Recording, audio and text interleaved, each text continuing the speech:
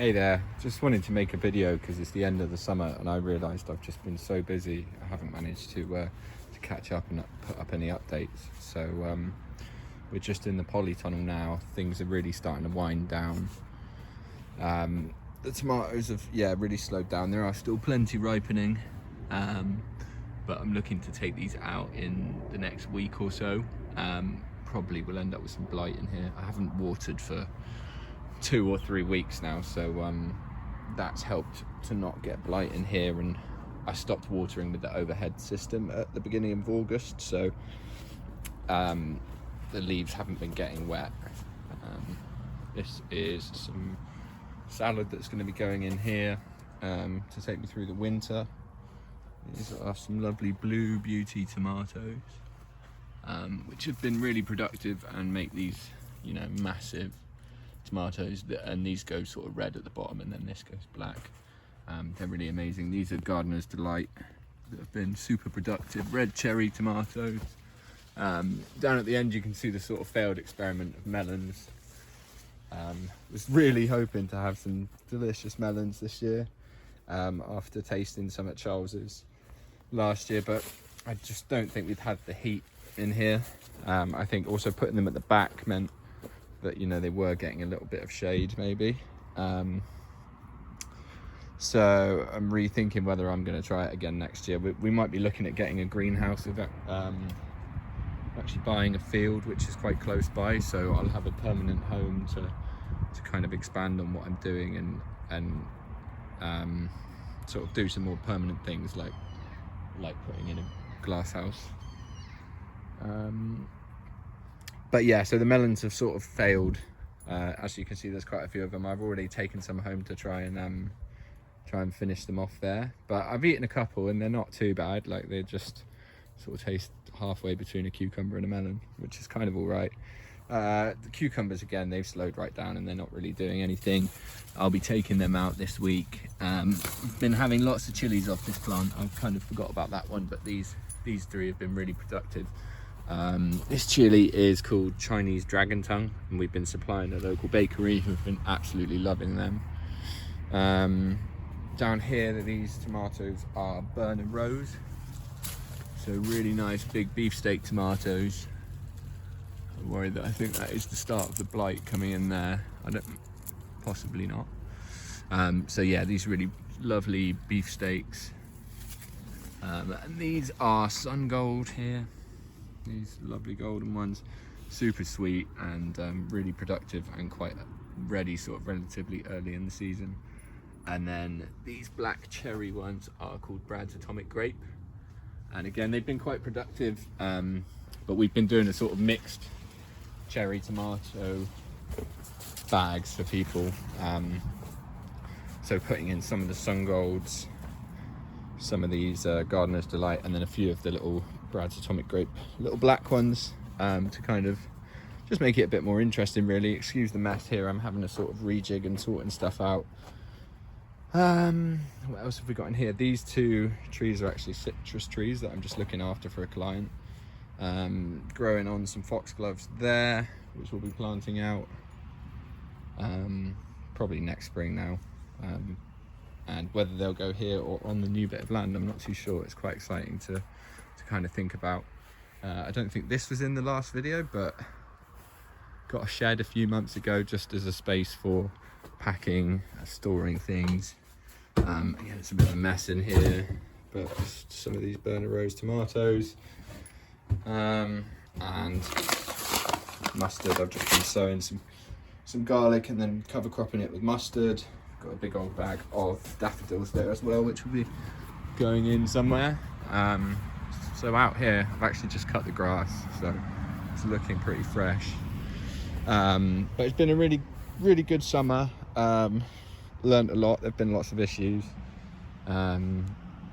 but produce-wise, it's been all right. And I've been selling everything that we've been growing, which is great. Haven't had to throw anything away, and we've managed to keep all the people we've been supplying really happy. And they're all quite keen to sort of take more off us in the coming years, and we've also got other people that want us to supply them. So it's been really, really, really good. And for anyone looking to do this, like the a sense of I don't know, it just feels great to take food to people and they're really, really excited to get local produce, because it's, you know, it's few and far between that people are actually getting local stuff. So the salad has been obviously the main thing. This is a bed that we just started picking a couple of weeks ago. These chicory have not done very well. A lot of them got wiped out by slugs and we sowed them a little bit too late, but we'll still get something from them. There's kale here, green beans that didn't do very well. I'm just hanging on to them for some seed. The kale that we're, again, just a bit late. That's kind of a theme this year, is us just being a bit late with stuff. I've been super busy with other work as well, and it's just like, I mean, the salad is the thing that's making us money, so that's the thing I've focused on getting right and getting everything in as and when it's meant to. These are really nice sunflowers as well. But yeah, we just had lots of issues. There was this grass was much longer here, and there's quite a lot of spaces for slugs to hide. So there was actually winter density cos type salad lettuce plants here, and they were just getting wiped out by slugs, and I replanted them about 3 times all the way back to there, and then they'd slowly get taken out. But they seem to, well, there's 2 plants left, but they seem to stop at the red leaves. That's been a big thing for me this year, is we've had really bad slugs, and I'm working on getting a bit more of a plan in place to sort of deal with that next year. I'm moving closer, so I'll be able to actually be here picking things, picking slugs at night, which is really, really important when you're surrounded by long grass like this. I need to just try and get the population down, and I'm going to try and sort of range the chickens through this grass next summer and maybe in the spring, just to try and get rid of any slugs. This is endive here, so we've been cropping. You can see this is what we cut last week. It's really, really productive, especially at this time of year. That was cut the week before, and then you can sort of see we're just working our way around the patch. Some flowers here, which I didn't really catch the best of the flowers, but we have been selling bunches of flowers to the local shop, and that's been really encouraging. People are obviously a lot more willing to pay sort of a large chunk of money for flowers than they are for some really nice homegrown veg, but that's fine with me. Like, as long as if we can capitalize on that, that's absolutely fine by me. So the shop in the local village have been taking bunches of flowers, and we're going to sort of expand that next year and try and push them to our direct customers as well, and sort of look at doing veg boxes as well. I've been doing a few boxes for sort of friends, but would like to do it a bit more seriously and make it worth us putting in another day's work or something like that. This is where I've just been sowing garlic, so it was all home saved garlic, and I've just put, you can't really see now, but I was putting rows in about 1 foot apart, and I'd have sort of eight bulbs in here, and then 1 foot, and then another 8. I just kept going the whole way down, and then I'd sowed white mustard cover crop over the top, so you can just about see some seeds in there. Yeah, so I don't even know if there was any of this in the last video, but this is the kind of new area we've been working on. This first bed we were growing potatoes. I think I showed some of that in the last video. So we'd sown potatoes there, covered it with plastic, and potatoes grew up through the plastic, and then we harvested them. Got about 100, just under 100 kilos I think from this bed, which was, it's a 10-meter long bed, so that's a reasonably good yield. I think I haven't actually grown loads of potatoes, so I don't know how good or bad that is. But then following that, I've put salad in, and this is sort of well past its really productive phase, but because I've lost lots of other plants, I'm just keeping them around because they still taste all right, but they've just slowed down a lot, and they will start to rise up to flower soon. But I just need them just in weeks where the weather's really grey and I'm just a bit short. I can pick at these and just boost the bags a bit, and obviously this is very much in need of a weed, but I think this is about the only bed that needs weeding at the moment. And then here we've got beetroot, which again, these were following the potatoes, so it's good to have got 2 crops in here, considering this was just grass a few months ago. and then more beetroot. These are Chioggia, so they have really nice colourful roots. They're sort of white with a pink circles in. And then here we put down black plastic and planted squash, and actually lots of sunflowers, which you can just about see some of them in there. But they were really beautiful. You know, this was like just a mass of leaves with loads of sunflowers poking out the top, and then as the leaves have died down, we've picked loads of different types of squash out of here, and there's still quite a few to get in and get. You can see these sweet dumpling ones are just a bit slower because we planted them late, and that's sort of tangled up in a tomatillo as well, which we've been harvesting, and they're really, really nice and pretty productive. But yeah, and then this bed we actually just went straight onto grass 3 months ago, I think. Straight onto grass with a layer of cardboard, and then planted salad straight into it. The compost is actually green waste compost we had delivered, and it was too fresh, so the plants really suffered to begin with. But then now they're sort of well, again, this was a while ago, so they've had a really productive phase, and then now they're slowing down again, and I'm just keeping them around for the same reason I'm keeping the others around. So if I'm short, I can just top up with these. The leaves are still pretty good quality, so I'm happy to do that until the mustards are ready that I planted over there. There's some more of these little acorn squash.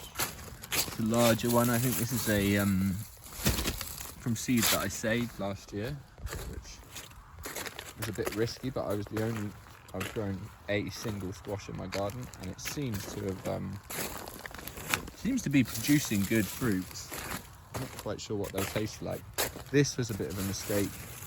So these squash, it's called a fig leaf squash, or fig leaf gourd. But a friend gave me them, and I had no idea how big they get. It's absolutely huge, really, really productive. But the problem is that the fruits are not very nice. So apparently they're quite nice when they're small, but I've not managed to catch them when they're small because they're quite well camouflaged.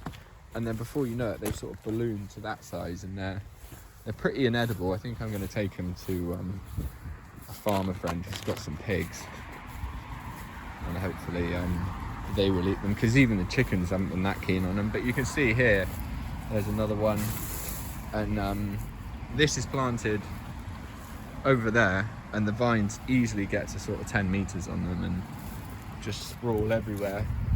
So it's been quite a fun one to grow, but I don't know if I would grow it again.